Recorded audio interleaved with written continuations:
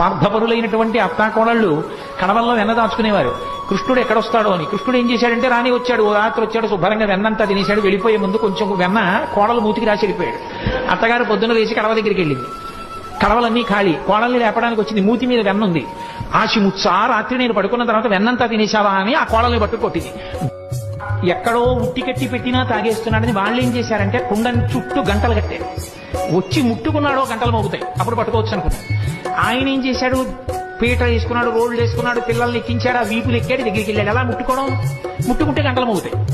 చూశాడు పరాత్పరుడు, ఆయన శాసనానికి ఏది లొంగది. ఓ గంటలలారా మీరు మ్రోగకూడదు. అవి విన్నాయి. చక్కగా వెన్న తీశాడు, పిల్లలందరికీ పెట్టాడు. ముందు వాళ్ళకి పెడితే కానీ తను తిండవు. అందరికీ అందిందా, అందింది. ఇప్పుడు ఆఖరణ తను తీసుకుని ఇలా నోటి దగ్గర పెట్టుకున్నాడు. గంటల కనకడ మోగ. అరే మిమ్మల్ని మోగద్దన్నాను కదా, ఎందుకు మోగారని.